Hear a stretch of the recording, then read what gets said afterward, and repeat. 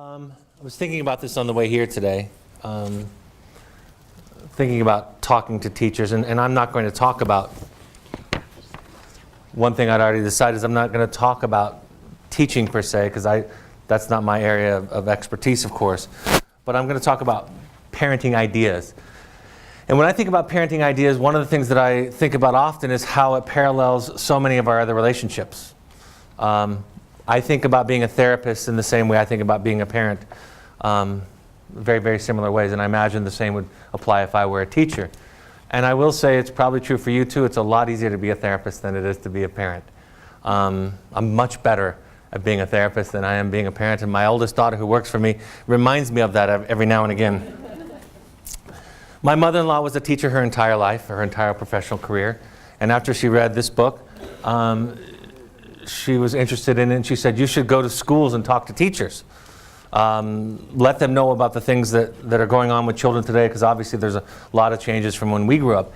And what I said to her, and where I want to start with you today is this idea that I responded to her, and I said, I wouldn't tell teachers about children. Not really. I would teach teachers how to listen to children in a different way. I would give them new ears and new eyes from a mental health perspective. And then the children would tell the teachers all they need to know about them. And that's really what my work is about with parents. It's about, somebody said this, I was in New York this week doing my monthly parent meeting there, and a couple of the mothers who were sharing, they said, I thought this parent education process was going to be additive. I thought I was going to learn things, but what I've learned after doing the work for a while is it's transformational. It's not about adding a couple of new skills, a couple of tools. It's about fundamentally shifting how you are in relation to other human beings, specifically struggling children. So that's what I'll talk about today. It's a shift, it's a change. The title of my book, The Journey of the Heroic Parent, refers to a Joseph Campbell, an American philosopher's idea of when the hero is called to adventure. Joseph Campbell studied all myths and stories throughout all history, and he identified this algorithm, this pattern that he called the hero's journey. In fact, it was what George Lucas read, his seminal book on this. It's what led him to finish Star Wars. He was struggling with it for a couple of years, and then he read The Hero with a Thousand Faces and finished it. But you'll recognize this in our great stories, that most often the hero doesn't come back with what he or she went out for. We call it a Hollywood ending when that happens. But in most great stories, in most myths, what happens to the hero is a change on the journey. They become a new version of themselves, a more authentic, deeper version of themselves. And I think that's what happens with parents. I've been working with parents for a long time whose children have struggled with serious mental health issues and addiction issues. And we have a lot of success, but to the parent that experiences the worst possible outcome, it doesn't matter what the stats look like. For them, that's the world. And so what I learned as a therapist a long time ago, that if I was going to talk and work with parents and educate them, then I had to shift the idea away from parent education changes children to parent education changes parents. And that change can have a really profound effect on people. And the outcome of healthy parenting is not well-behaved children.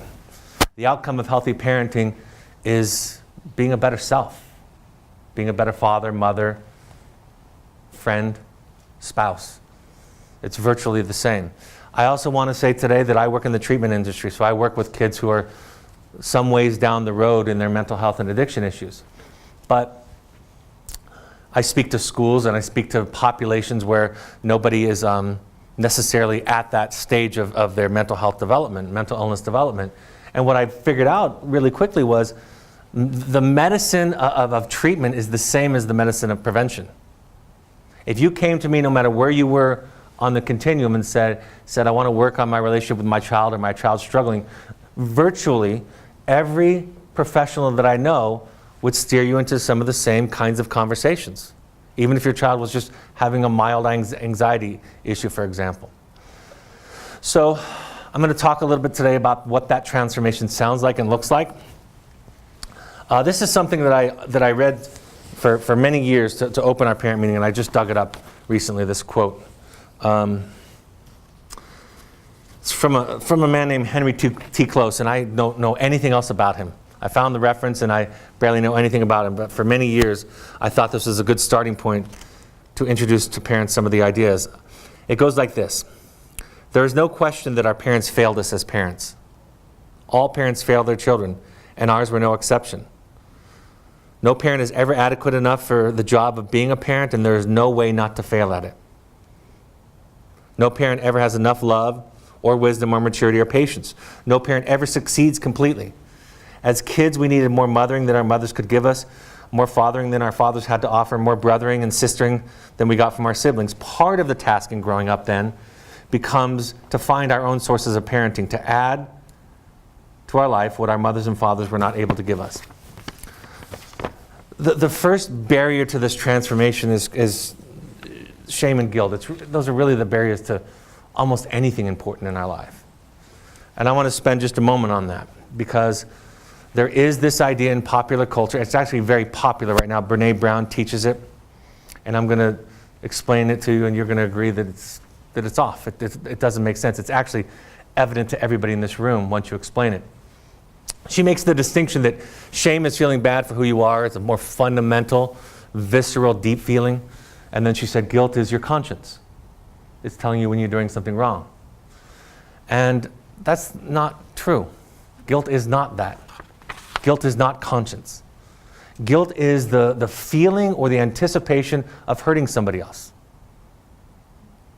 And so everybody in this room right now can think of something that they could do in their life, could say to somebody, something authentic and loving and courageous, not meant to hurt, but that would hurt somebody. When I have parents that say to me, I knew the right thing to do it and I didn't do it. And I say, why? They say the same thing all the time. I felt guilty. So I want to be very clear. Guilt gets in the way of moral development. Guilt is often, most people that get into recovery spend the rest of their life trying to not care what other people think of them, right? There's a saying in Al-Anon that says, what other people think of me is none of my business. And some of us of a certain age are at that point in our life where we're trying to let go of what other people think of us. And so guilt is, there's no, it's something that we think has value, but it just as often points you in the wrong direction. In fact, in my work personally as a client, which is actually where most everything that I'm talking about tonight comes from, I've had to learn to feel guilty to do the right thing. I thought therapy was going to take away guilt and fear all the way, and it doesn't. What I have is I have this little voice in my head, this software that I've uploaded in therapy for the last 20 years, so that when I'm about to do something that's the right thing to do, I can override that feeling of running away from it. I can tell myself it's the right thing to do to say no to this person, right? That's one of my problems in life, is I say yes to everybody, and then I overextend myself and end up resentful and empty because of guilt. And so the process is learning to replace it with something else. The replacement that I like to use is love, compassion, empathy. The problem with guilt, again, the problem with the barrier that it is, this transformation that I'm talking about, is it's how we were parented. I think about this more and more as a father and as a child of a mother. We tell our children when we're happy with them. We tell them when we're worried about them. We tell them when we're frustrated and angry about them. And what we're saying to them is, this is how you know if you're doing the right thing or not.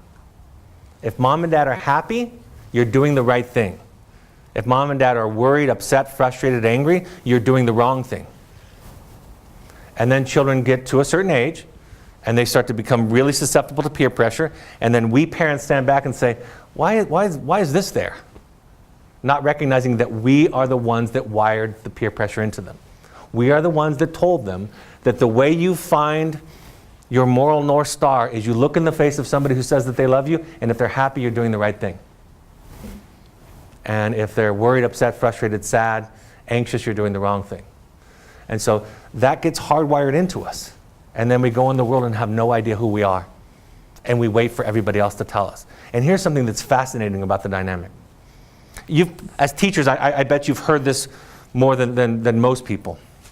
There's an idea in our culture that's often taught when insulting parents, particularly mothers, that says that previous generations of children worried about what their parents thought about them, and today's generation, parents worry about what their children think about them. The problem with that idea, besides the fact that it's insulting somebody who has a wound or an injury in them, is that it's the same person doing the worrying. If you grow up believing that if your parents feel something, it means something about you, then when you raise children, when you have children, your brain doesn't switch it. It doesn't turn them into something else. It's just, again, somebody else that now if your children are upset with you, you're doing something wrong. If your children are happy, then you're doing something right. And rationally, we know that that's not true. But viscerally, because of the hardwiring that goes into our brain from children, we can't escape that feeling. We ache when our child, to some of us, I do. We ache at times when we set a boundary with our child because of how much it hurts and how much they suffer. So one idea to debunk in this process as we think about it is this idea about guilt and shame and about how it gets in the way. And I've said to my therapist a long time ago, I said, I'm not going to debate this anymore. It's ruining people's lives. This idea of guilt being your conscience, being some kind of moral North Star for you. I've spent too much time in recovery as a participant and watching other people to not realize that everybody is hampered by this. And what I've also learned is the way that you teach people, again, the way you teach children morality or kind of raise them morally is you teach them how to feel. And when someone learns how to feel, they recognize it in others. They're sensitive to it. When somebody is genuinely given the space to feel. I mean, that's what therapy is. When I explained what I do for a living to my younger children when they were younger, I would say I work with sad boys in the wilderness, because that's my program, boys and girls, but I particularly work with the boys. I say I work with sad boys to help them learn how to feel. When you become a therapist, you think your job is to make everybody happy. And then you get this really bad awakening and realize you got to help people feel everything. And when people feel everything in a safe way, in a safe context, then they don't want to hurt other people. Because they look at other people and they say, you look like me, 2 ears on the side, 2 eyes in the front, and I see how I'm affecting you. And I can be sensitive and compassionate to that, while at the same time not losing my sense of self. I don't have to compromise who I am in that process at the same time. I was giving a talk to an insurance company in Southern California recently, where I'm from. I grew up. I live here now. And my mother attended. And she's getting a little older. She's pretty alert, but she had a brain injury a few years ago, and so some words she can't quite absorb them or understand them. And if I talk just fast enough, then she can understand nothing that I say. And so she comes to my talk and she listens, and I could tell that she was curious and interested. And she came up to me afterwards and she said, my brother was there too, and she said to both of us, she said, I don't know that I understood everything, but I think I'm having this feeling that I should feel bad for some of the things that I did in raising you boys. And I said to my mom, I said, it would be really helpful for all of us, for you, for us, for all of us, if you were aware of all the bad things you did. That would be really helpful. But you don't have to feel bad about it. The guilt part is unnecessary. In fact, the guilt part is going to get in the way of you looking at yourself. When I was having my first child 26 years ago, my thinking was, for the most part, like, congratulations to him. Like, you got me, so this is really good news. I'm definitely going to be better than my parents, I thought. My dad set a pretty low bar, so I knew I was going to beat that out. Plus, I was going into child psychology, so I thought, you're just so lucky to have me. And sure, I'm going to make mistakes, but not really. Of course, now, after the work and the 26 years and all of my children having the gift of going into therapy and being able to talk to a therapist and say, here's how my dad was a jerk, and here's how he wasn't kind, and here's how my mother hurt me. And then we know the project at home is for them to come back and say those things to us, and for us to just hear them.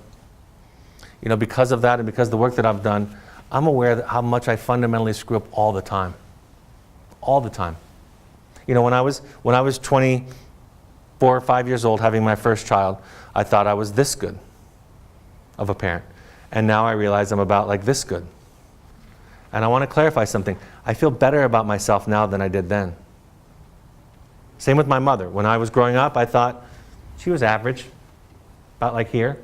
And now I realize she's crazy, like down here. And I love her more now when I can see she's this good than when I thought that she was this good.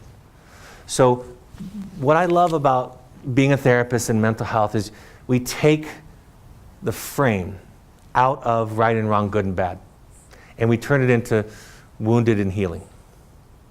We take it out of things that involve judgment, and we turn it into compassion. It's the same result. In fact, in my experience, this good, bad, right, wrong lens is a very scary place to live. It's not a very safe place to heal. The addicts that I work with, the kids that are struggling, the kids that are trying to kill themselves, some of them that are making attempts, they live in that world. They were raised and cooked in that soup.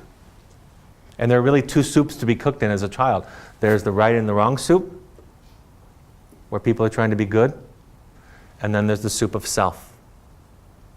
And the soup of self, nobody gets to tell you your truth. Nobody tells you what you should feel and think. They hear you and listen to you. They still set boundaries. In both situations, you can set identical boundaries, but it comes from a different place. The boundary in the soup of self, the boundary comes from a parent saying, this is what I need to do to feel okay. This is my boundary. This is how the room, here's how I want the kitchen to look after dinner. Here are the rules, here are the consequences, that's how it goes. And then they say to you, you're crazy, you're old-fashioned, you're neurotic, you're OCD, you're an idiot. And you're like, you have no idea. You haven't even scratched the surface of my idiocy. If you could see the depths of my idiocy, you would be more afraid than you can imagine. And when you tell your child that you're an idiot, nobody argues with you. But what you say is, but I'm a self. Like, this is my thing. This is what I feel. This is what I do. And so the work of the transformation is to become a self. And I want to be very clear. I think it's harder. This particular aspect can be harder for women than for men. I had a woman recently, when I was being invited to speak, they invited a women's group to attend that they were usually a part of this organization that I came with. And the leader of the women's group said, I am not going to spend one of my evenings for an hour and a half listening to a man talk about parenting. And I think she has a good point. I don't think it's the same for men as it is for women. I don't think that even in dual income families where both people are working outside of the home, women in our society are still more identified with domestic issues, with their children's well-being. So I say that men have a head start culturally toward this kind of detachment that I talk about. It's not universal and it's not true of everybody. I struggle with a lot of feminine issues, being raised by a single mother. I have some of the same issues with guilt and shame that my mother seemed to have, I was raised in, but I just want to acknowledge that piece of it. I like this quote. I'm going to pause for questions if there are in a moment. I have plenty of information, but I'll pause in case there's a question. Santa Rosa, California. A study revealed by the California Parenting Institute today shows that every style of parenting inevitably causes children to grow up profoundly unhappy adults. Our research suggests that while overprotective parenting ultimately produces adults unprepared to contend with life's difficulties, highly permissive parenting leads to feelings of bitterness and isolation throughout adulthood, lead researcher Daniel Porter said. And interestingly, we found that anything between those two extremes is equally damaging, always resulting in an adult who suffers from some debilitating combination of unpreparedness and isolation. Despite great variance in parenting styles across populations, the end product is always the same, a profoundly flawed and joyless human being. The study did find, however, that adults often achieve temporary happiness when they have children of their own to perpetuate the cycle of human misery.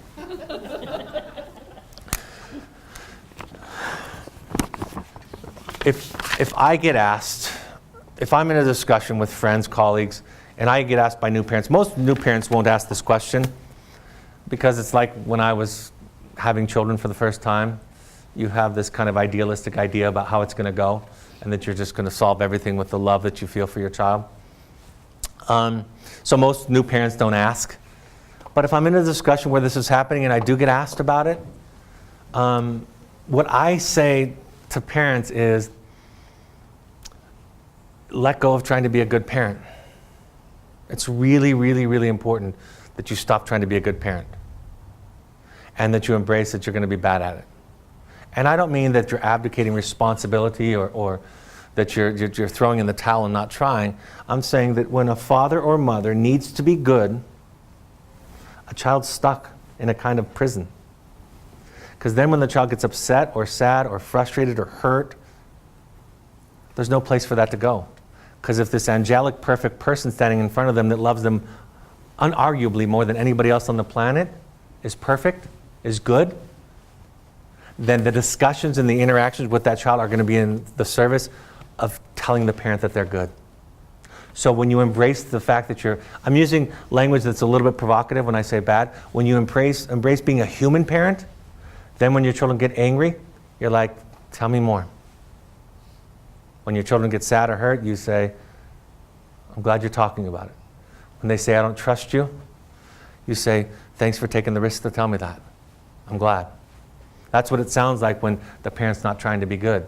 I was asked by a reporter one time to give me the 2 things that you should never say to your child. I could only think of 20 to start. And then when they published it, I found out they'd interviewed 10 or 15 different therapists and asked them the same question.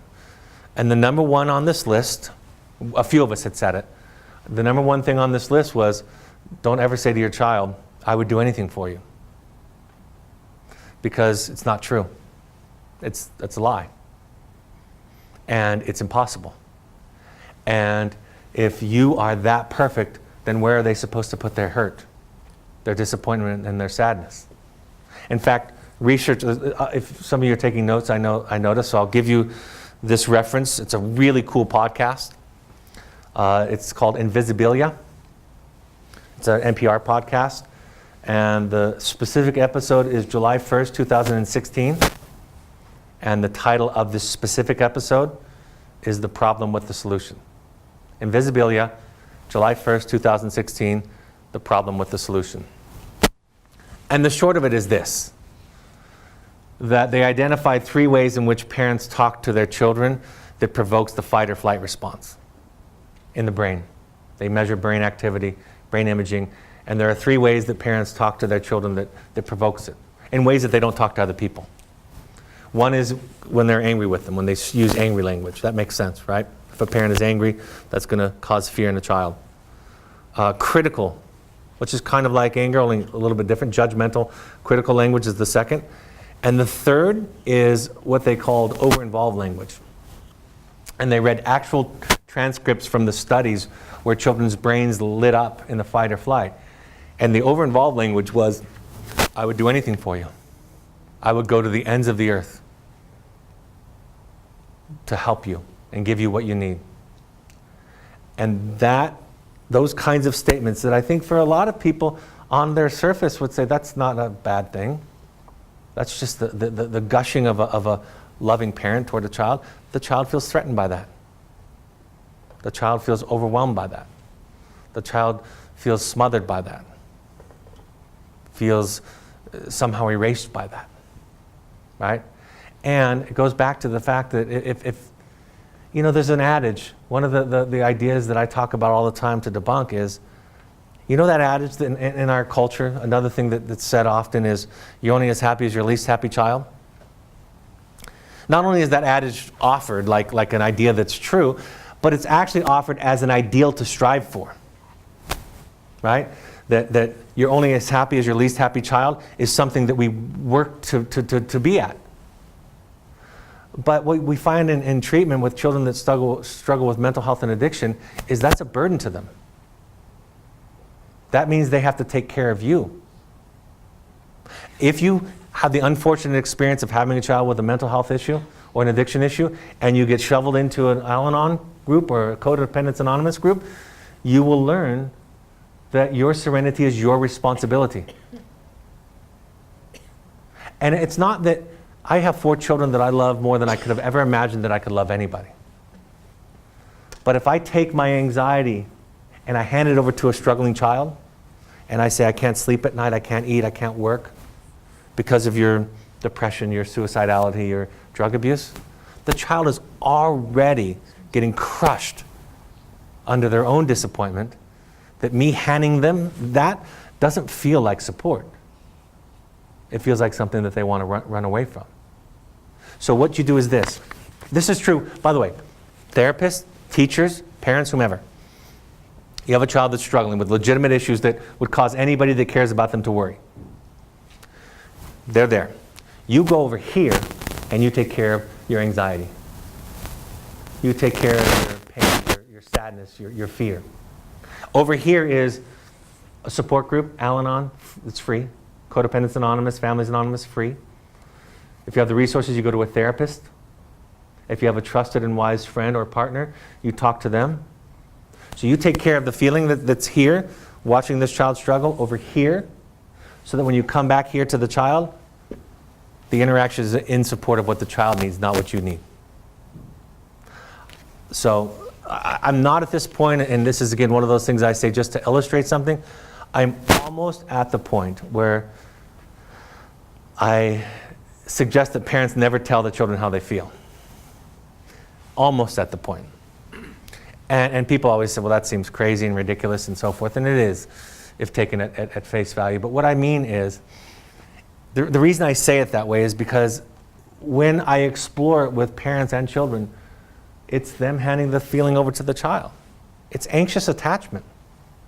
And we conflate anxious attachment. There's phrases in our culture like, well, I just love them too much.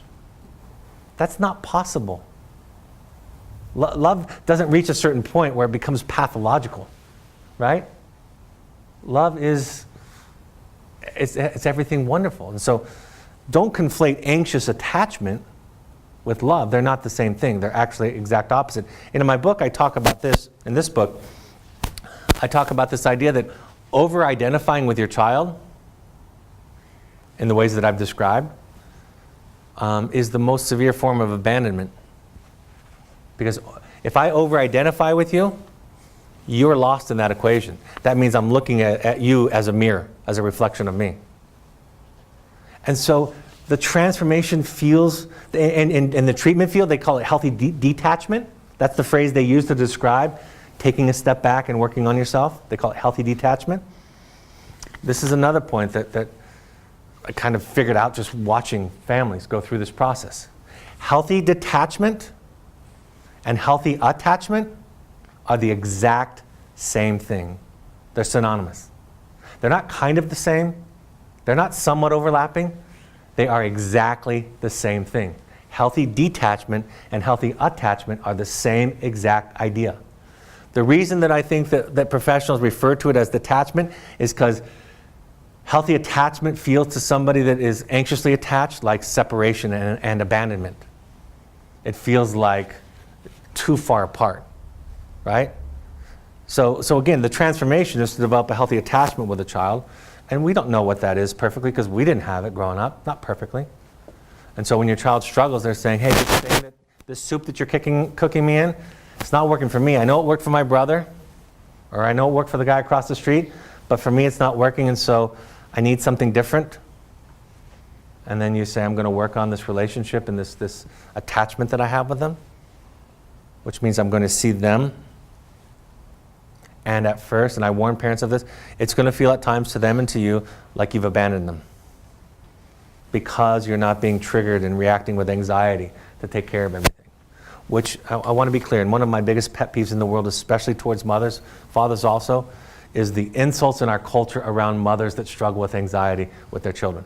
The phrases like hovering, helicopter parenting, snowplow parenting, these clever little phrases that people use to insult mothers who are struggling with their own attachment issues, their own anxiety, their own narcissistic wound from childhood where they weren't seen. So they have no idea how to do it for anybody else. So it's just a wound, and our children are just showing us that it's there and saying they need something else. I'm going to pause at this point just to see if there are any questions. I can keep going, but I'll give some space for questions. Any questions so far? Okay? It's either really good or really bad. You guys. I'll ask a question. Okay. Okay. So first off, I'm not a teacher.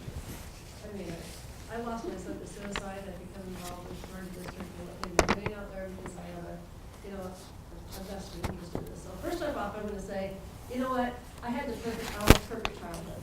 Like, honestly, I did. I'm just gonna be like that. Like, I didn't even know what mental health illness was, I didn't know what anxiety was, I look back and I went, wow. And I told my brothers too, by the way, we actually had this really, like, perfect childhood here. I hate to say that, my parents were great. So now, raising my child and then going to where there is like a problem that really, like, I went along and I didn't even like acknowledge that there was a real problem because I thought I was doing all the same thing Right. that my parents did.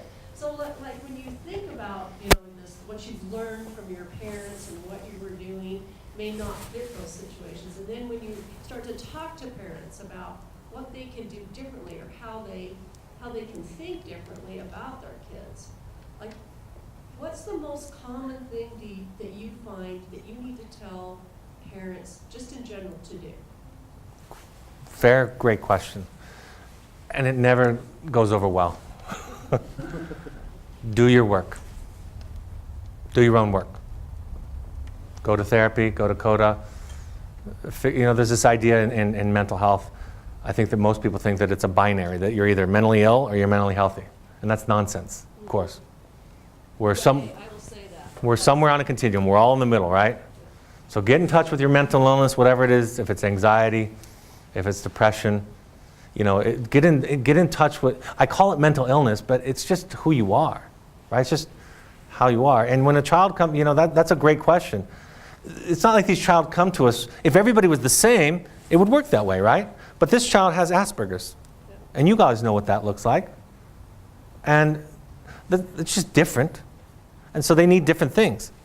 This child is prone to powerful mood swings. It's chemical. There might be environmental things too, but temperament shows us with children that some children are easier to soothe from birth, right? And you go on and on and on all along the way. This person is predisposed to addiction. And so any exposure to something addictive, and their brain functions a different way than other people. And so that's the hard thing is, and I'm a father, I have 4 very different children with very different personalities. The capacity to parent this one might not work over here, and that's very simple. And I will say this, that it doesn't mean that the parent is inherently flawed. That's not what it is. In that podcast that I shared with you, she was studying this one town in Belgium called Hale, where there was a shrine to the patron saint of mental health.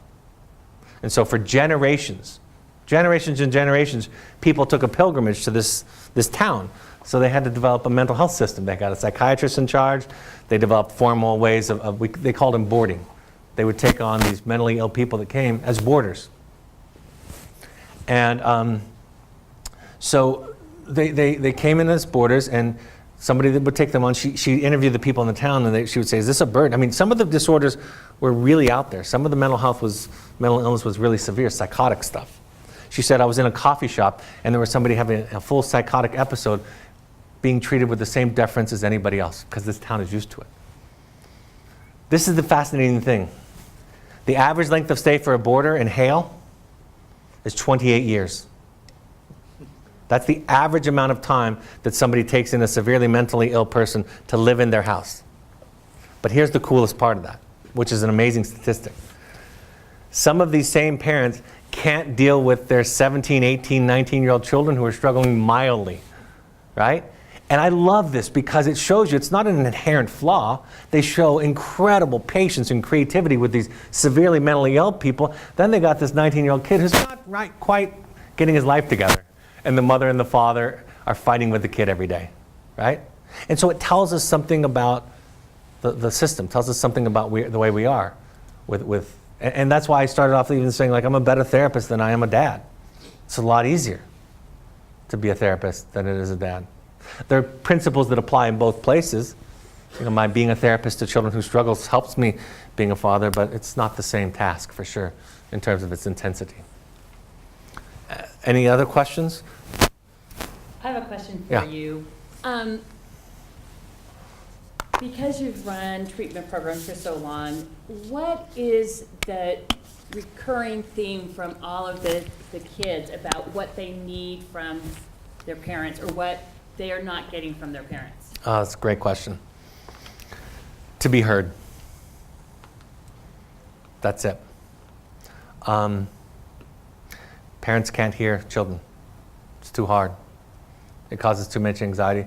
I'll give you a ridiculously simple example. When I was finishing up the book and editing it, I was in Los Angeles with my wife and my youngest, who at the time she would have been about 6, I guess, 5 or 7 maybe. And so whenever I'm writing, I'm fresh in it, like I'm sharp, for better or for worse. I'm clearly focused on the ideas. And so they were going to go out for the day, and I was going to work on editing, and then they would come back at night, and we would go out together. That was the plan for the 4, 5, 6 days. So Olivia, while we're snuggling in bed in the morning before they're getting ready, she says, "I wish all of my siblings were dead. That would be so great." And of course, because I'm writing, I'm like, I know what to do here. And I said, wouldn't it be great if you were an only child? You wouldn't have to share any time with anybody else. We could do stuff like this all the time, just you. And she relaxed. And she said, yeah, but Emma's my best friend. The 20-year-old. Emma's my best friend. And I would miss them. Right? And so we just don't know how to hear. I had a father one time say to me, his son was a pathological liar. It was actually true. He lied a lot about everything. But his complaint was, my dad never listens to me. And the dad says on the phone, while I'm talking to the dad, I have the kid out in the woods doing therapy with him, and the dad says on the phone, why would I listen to my kid? Everything that comes out of his mouth is a lie. And so I said, well, listen to these podcasts that I have, read this, let's work on this. And I didn't push it a lot. And 4 or 5 weeks later, the dad was a executive and did a lot of training and management and was a great listener, I'm sure, and a problem solver in that context. And he came back 4 or 5 weeks into it and he said, I've been a horrible listener. I don't listen at all. I listen to respond. I listen to correct. Listening in a psychological sense is deep listening.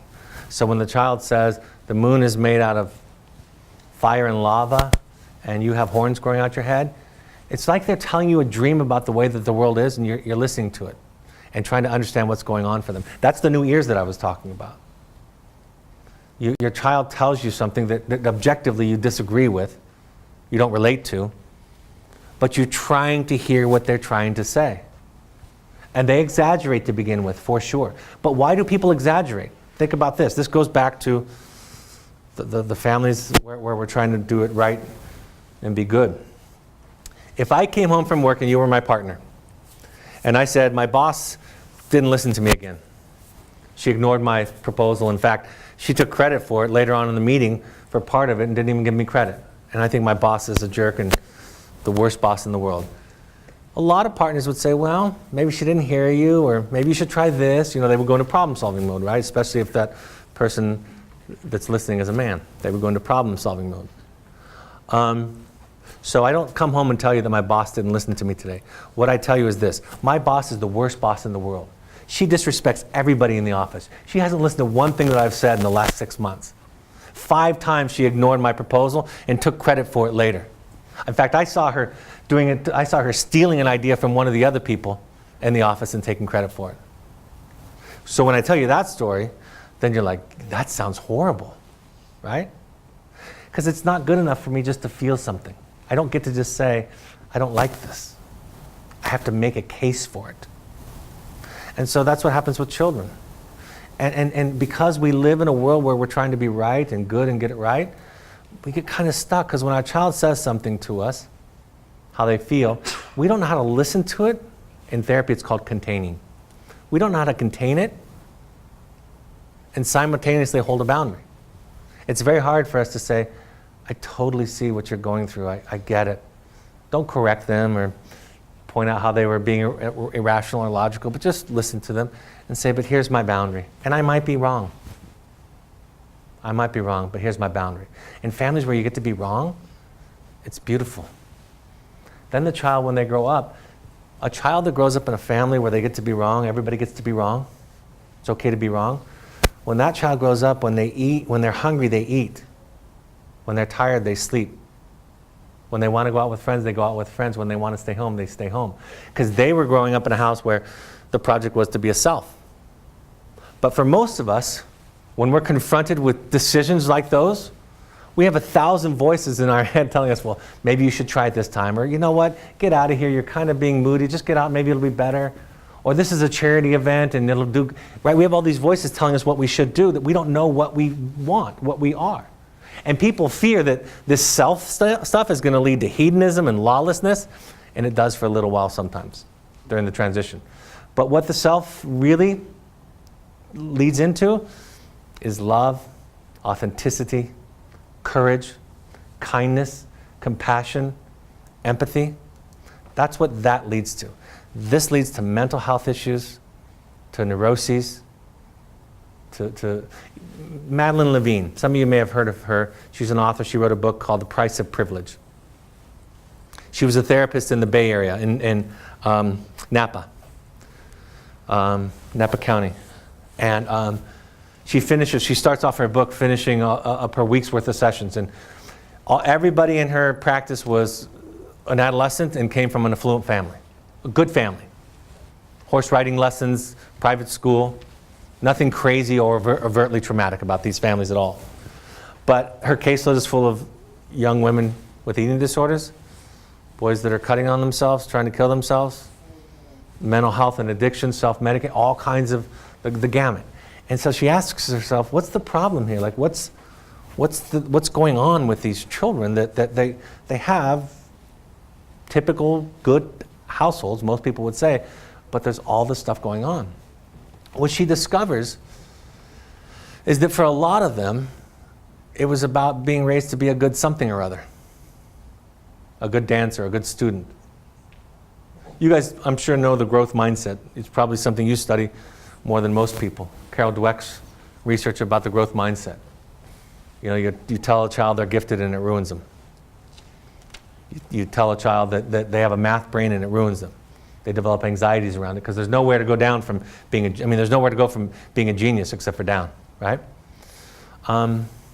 So there's this idea that she comes up with that if you try to raise a good something or other, it's the only chance is failure. Being good, trying to be good. And in Park City, they tell me, I just spoke there, they tell me it's about being an Olympic athlete skier. On the Upper East Side of Manhattan, it's about being an academic genius, a doctor, a lawyer, somebody on Wall Street. In Utah, it could have religious connotations. In Toronto, it's the Muslim families, right? It's the Jewish families in Brooklyn. It could have religious, non-religious. But if the idea is to be good, it ensures your failure in the world. And so the shift is, again, just trying to be a self. And I want to be clear about this because children are more sensitive to those messages. So you might not be sending those messages, but children feel it in the culture, right? They know when they're being told what to do. So Dr. Levine figured out that that's the fundamental. It ensures your failure in the world. And so the shift is, again, just trying to be a self. And I want to be clear about this because children are more sensitive to those messages. So you might not be sending those messages, but children feel it in the culture, right? They know when they're being told what to do. So Dr. Levine figured out that that's the fundamental thing that's present in these children's lives, is the experience that they had to be good. And I've said this because I've worked with suicidal clients for a lot of suicidal clients, and I've just had a former client of mine take their life a couple of weeks ago. So it's something I'm intimately aware of. It hasn't happened in my family. I remember there was a time, I wasn't suicidal, but about 9 to 10 years ago, I've been with my current therapist for 20 years, still see her. About 9 or 10 years ago, I was going through a particularly dark time in my life. Wasn't suicidal, but definitely fantasized about not waking up in the morning. Like, I can't leave my children, I wouldn't do that, but I don't really want to live that much some days. I thought about that. And my therapist said something to me that made a difference. She said to me, Brad, the suicidal impulse is correct. The mistake that people make that try to commit suicide or do commit suicide is they think they need to kill the whole self. And really you just need to kill part of yourself and figure out what that part is that you need to kill, and you can be free. And for some it's a big piece, and for some it's a small piece. And for most people, It has something to do with what other people think of me. So it didn't go away that day. I still struggle with the expectations of others, my wife, my children, my friends, my clients. I can't say no to clients. Can't say no to events. I still battle with that. But the part that opened up for me that day is that I could work on killing that part of myself. I could commit myself to that. And there was hope, just knowing that there was a project. So back to your question about what's the most common thing. I run intensives in Park City for individuals and families. When I get a family, a very typical family structure I'll get is 2 parents and a child. The child comes reluctantly, right? They get dragged there. And the parents, of course, they're coming. They say they want to work on themselves, but just fix him or her is the underneath the table message, right? I get it. We accept that. I call it Trojan horse therapy. We give them the gift of accepting that as the premise, and then we get out of the horse and start doing our work. So that's the basic structure. When it goes well, and it often goes well, not always, when it goes well, these are the 2 things that happen that go back to your question. The kid says to me, this is the first time in my life that somebody heard me. Because I made the parents listen and shut up. And when the kid said, you're not safe to talk to, I told the parents to shut up and ask questions and understand why. I had a boy recently here in one of the treatment programs who was told that he might be a sociopath. A sociopath is like a serial killer. I met with the boy. He was an anxious, insecure kid trying to please people. But unfortunately, he also lied about things. Okay, if you can imagine a teenager breaking rules and lying about things. But because the treatment program didn't know how to deal with their sense of inadequacy, they made him the monster. Because the mother and father didn't want to own their anxiety, he was bad. That's what you do when you don't want to own your stuff. Back to the question of doing your own work. When you don't want to own your inadequacy, my mother, when I was growing up, she didn't want to own her inadequacy, so she told me I was too much. Right? And I was a handful. You know, I told teachers, called them names in the middle of class, dropped out of high school. I was not easy. And I grew up believing that something was wrong with me. But back to the format. The parent walks away realizing that they have a project. And it's not cured, but they're like, I know what my project is, because we've looked at their childhood. They've done these amazing things, and they realize, mother will realize, dad will realize, I'm anxious. I want my son to talk to me. But when he does, and it scares me, I don't react well to it. And now I know where that comes from. Now I know where that came from. So I'm going to work on this over here, so that when I show up here, I can be there for my son or my daughter. So that's the most common thing. Kids want to be heard. And it's a deep, profound listening. And what parents need, because that's kind of your 2 questions, they need to do their work and get in touch with their mental illness and their darkness and remain on speaking terms with it. That's where I came up with that phrase.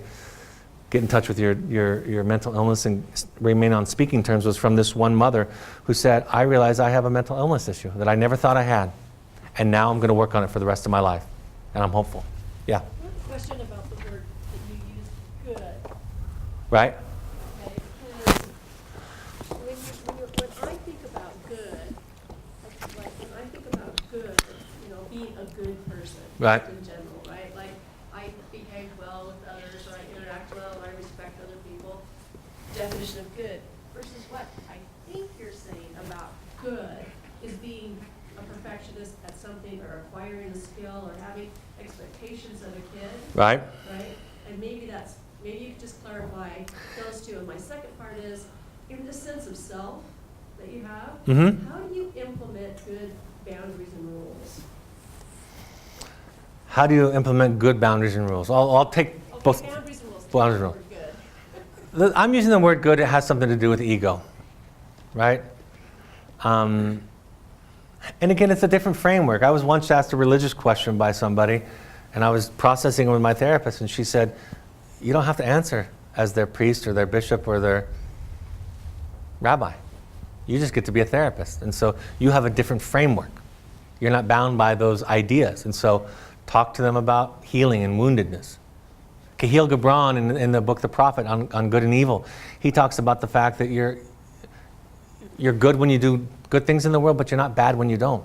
You're just broken. You're hurt. Rumi, the great poet, says, I'll meet you out beyond the land of right and wrong doing. There's a field and I'll meet you there. The Dalai Lama, when I heard him speak in Salt Lake a couple of years ago, he continued to talk about all of his idiocies. He actually tripped walking up the stairs and laughed at himself, right? People that aren't invested in Gandhi, when he was interviewed toward the end of his life, he was asked about how he thought he had fared in all of the battles in his life, and he said, I've done really well with the British government. I've done okay with my people. They were a little bit more challenging, but I haven't done very well with my own battles. And that's why I have so much patience for all the other scoundrels in the world. So the enlightened ones that walk around don't talk about being good. They talk about being numbskulls, right? I used to say to my kids, this is a little bit dated now because Tupac's been gone for a while, but I said, if you walked up to Tupac and you called him an idiot, everybody in here knows who Tupac is, I assume. If you walked up to Tupac and called him an idiot, you'd probably end up with a hand around your throat, up against a wall, right? But if you walked up to Gandhi, which did happen and people did do, and said, you're an idiot, he said, I must have done something to hurt you. Tell me more about it. So who there is trying to be good, right? Tupac is threatened by the idea that he's not good, and Gandhi's willing to lean into the fact that he's a numbskull. It's a humility, really. It's a humanness, really. So yes, I'm using words that in certain contexts mean different things, but I'll also tell you that trying to be good gets in the way of being good, because then it's for you, right? I just read this because my daughter posted it. My daughter's becoming a clinical psychologist, and it's two parents sitting there, and the one parent says, oh look, the dear darling is sacrificing her own wellness to a meaningless to a meaningless social norm. The other parent says, she's a good girl, and the first one says the best. That's what I mean by it. Being good gets you in all kinds of, trying to be good gets you in all kinds of problems. But I want to be clear, because I use provocative language, that this self stuff over here, I really do believe would be at the core of all spiritual teachings and all ideas. But that person doesn't do it to be good, they do it from love. That's the difference. If I'm kind to you so that I can be good, that's for me. But if I'm kind to you because I have an abundance to give to you, that's love. And that's two different things. And in life, there's loving is a giving thing. Loving doesn't take. And it's okay. I get this with couples all the time. I had a man who had cheated on his wife and confessed it and got into recovery for sexual addiction.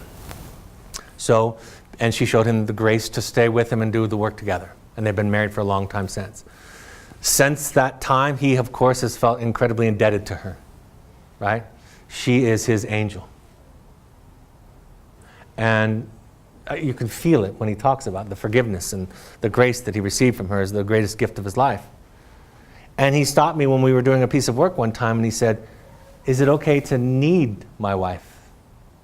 I said, you can need your wife, of course. We need people in our lives. But don't confuse needing with loving. They're two different things. Needing is a taking thing, and loving is a giving thing. And so the good stuff looks and sounds and smells and tastes a little bit more like taking than it does giving. And many, many, many, many parents that I've worked with over the years, unknowingly, were giving things hoping to get something back. Appreciation, respect, gratitude, reciprocity. That's not a giving thing. That's a contract you make with somebody. That's a deal you make with somebody. But it's usually unspoken. So I know when I talk it's a little bit provocative, but it illustrates the shift in thinking, right? The shift in kind of how we are in the world. Yeah. And what I'm hearing, it's more an act, correct me if I'm wrong, but it's more an action of being true to who you are. It's more being true to who you are and not trying to define yourself by what other people think you are. Yeah. Just being true to who you are, and that your feelings aren't right, wrong. They're indifferent. Just your feelings just Are. Yeah. Whether you should feel them or not is irrelevant. It's that you do. Right. I'm going to tell a couple of stories about this because I'll boil down, I'll oversimplify therapy again because it goes to your question or your restatement of what I'm saying. I train all of my therapists. It's one of my jobs at my program now. And we were doing a supervision call some time ago, and one of the therapists had a client that had returned, a young adult client that had returned for a second time. The first time around, the client had a remarkable experience with us. Everybody was happy. Grandparents were happy. Parents aren't in the picture. Grandparents were happy. The home psychologist was happy. Everybody was thrilled with the first time around. And then after he left, he started struggling again, so they sent him back to recapture the miracle. Things weren't going so well the second time. He was becoming a pain to everybody, to the staff, to his peers, to the therapist, and the grandparents are saying, where's the magic that you did the first time? Can you recapture it? So the therapist is feeling this pressure, right? And so I said to her, I said, there's a reason why he's acting the way that he's acting. And it's your job to figure out what that is. Because in some context, everything that people do makes sense. In some context, everything that somebody does makes perfect sense. And as a therapist, it's your job to find that context, or what I say, find that story. Ideally, you help the person tell the story themselves. If they can't tell it, you tell it for them. Henry Wadsworth Longfellow said it this way. He said, if we could read the secret history of our enemies, we would find in every man's story suffering sufficient to dispel all animosity. Right? If you could see people and all of their pain, you wouldn't judge it. You would have compassion. It doesn't compromise your boundaries. You don't stay with your alcoholic husband who beats you because you can see his wounds. That's the thing I talked about. You can say, I'm leaving. And I love you, and you don't have to stop drinking. In fact, I've been spending the first 15 years of our marriage to try to get you to stop drinking and stop hitting me, and I realize I can't anymore. So I'm leaving not to get you to stop, but I'm leaving to take care of myself. You do courageous, bold things like that. So, yeah, the therapy lens is a compassionate one. It's a finding somebody's story. It's really healthy attachment. You guys have seen like videos or stories where, I mean, there's more than one version of this, where somebody's going throughout their day and somebody cuts them off in the car, and then somebody at the coffee shops, spills their coffee, and there's all this, and they're walking around angry and annoyed with everybody. And then they show the exact same video, and then you see the thought bubbles above the people's heads. And the guy that cut him off just lost his wife to a battle of cancer. And the person that spilled the coffee just found out that his parents are getting divorced. And the woman who bumped into them carelessly and didn't apologize, she just found out that her husband was cheating on her. And so when you see people, if you have the capacity to see people, you have compassion.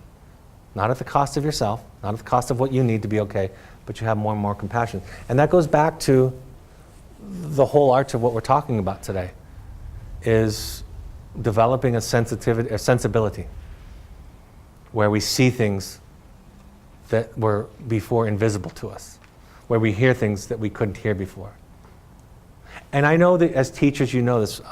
I'm sure many of you, if not all of you, you saw that one child that was struggling, probably more than one child. I was that child. Mr. McKechnie in my 5th and 6th grade years saw me, and it made a difference. To this day, we're still in contact. Like, he was my person, and I was a pain in the ass. I was giving the teachers a run for their money. I called my teacher a bitch in the middle of class just because I was annoyed. And Mr. McKechnie came in and said, I'll take him. And he was firm and tough and clear, but he loved me, and he saw me. And that made that made all the difference in the world. So it is a shift. I want to read something else that rounds out the circle a little bit. This is from a book that my therapist wrote. She said this: of course, nobody has come from a perfect context, whatever that might be. Therefore, each person will have dents and bruises left over from earlier experiences. It's wise to consider all the dents and bruises important and worthy of compassionate understanding. One's parents were limited, it's true. They were flawed and human creatures. They too had limited parents. That's how they became limited. One's parents wounded one. It is likely that they were wounded in similar fashion, and perhaps even much worse. It's entirely appropriate to be angry at your parents for how they hurt or neglected you. That's what they did. The wound, however, is mine. I am the one that was wounded. And since the wound is mine, it's my issue to deal with, not theirs. If I don't deal with it, I am the one who will be compromised, not them. So again, if we imagine, because part of the argument that I get in my work is, well, where are we going to teach accountability? Responsibility. And it is inherent in this work. It really is. I had a mother in Salt Lake. Her son, just before he got sent to the program, he was lying and drugs were involved, and this was the last straw. We were getting to the last straw, right? And in a fit of anger, this was a quiet boy for the most part, very avoidant of conflict. He yelled at his mother. He said, "You made me a liar. You turned me into a liar. When I was growing up and the kids looked different, you judged them. And so I started lying to you when I was in grade school about who I was hanging out with. And it's your fault." And the mother, we'd been working for a while together, the mother said, "I'm sorry. You're right, I did do that. I apologize." We ended the session, the son left, and I sat for a few more minutes with the mother. And she said, "But Brad, how do I teach him accountability? That it's his responsibility. No matter what I do, he has to grow up and he has to be responsible for it." And I said to her, "You just did. You showed him accountability. If you had lectured him about it, first of all, you have a dog in that fight about not being a bad mom, right? Not being the problem, not being the cause. So that's going to be part of the motive. But you modeled it for him. You just said, I did do that. And he'll get it." And he did. And it's been years now, and he's doing well. I know we're wrapping up.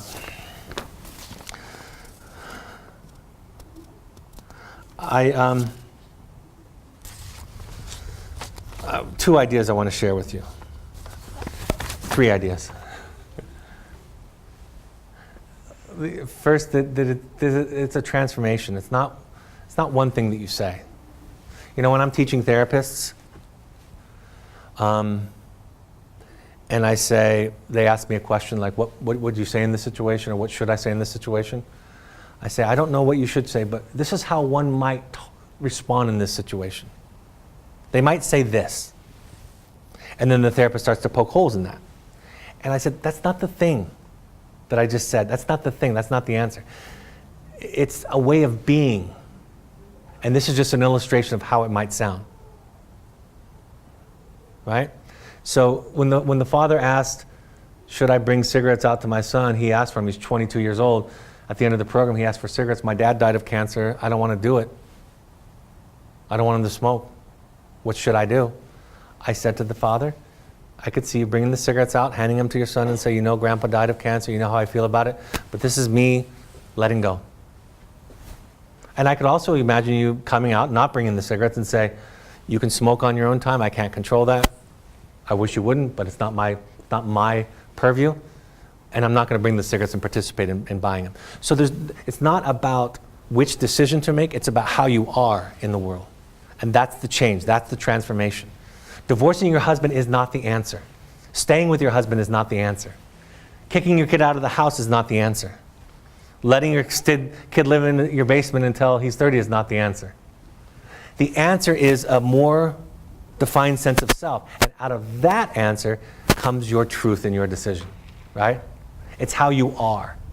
And if it comes from a place of love, courage, authenticity, compassion, it's never wrong. And if it comes from a place of fear and anger and judgment, it's impossible for it to be right. So that's what happens when you go into Al-Anon. I'm using that as an example because it's concrete and simple. You walk into Al-Anon and they say, we know you have an alcoholic spouse. We know you have an alcoholic kid. We know you have a kid struggling with bipolar. We know you have these problems, but we're not going to talk about them. You can talk about how it is to relate to them, but you're going to learn how to be different in your life. And it's not going to cure them, but it definitely will have an impact on them. Last story.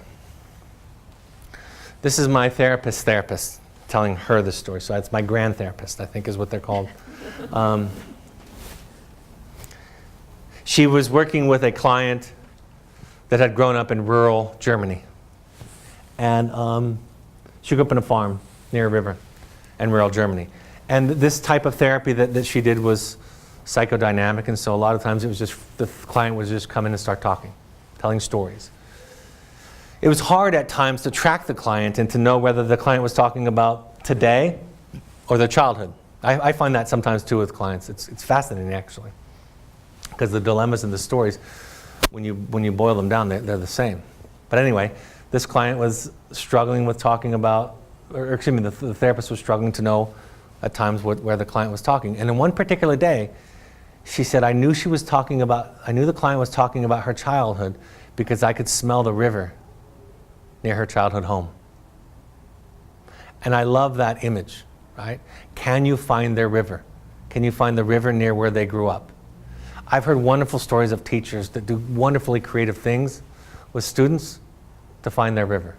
I've had parents who have done the heroic work. The reason I call it the heroic journey, borrowing from Campbell, is because the hero's journey is inward.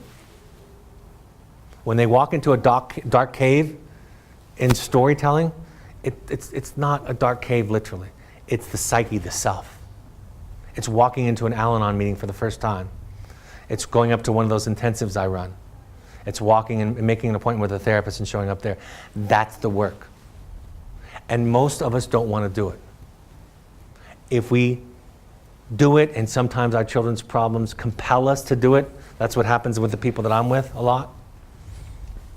If we do it or we're compelled to do it, we end up doing it, we find a new version of ourselves. And the impact and influence we can have. Like I said, parenting, education doesn't fix children, it fixes parents. But that change does have a wonderful impact on the child. And children will talk about it. They'll say you're different. Last time when I told you I quit my job without finding another one, you freaked out, and this time you didn't. Thank you. And when a parent responds with, the one thing that the child knows is that that parent is not safe. The child is being asked to take care of the parent. And so this is not love. It's anxiety. Last quote.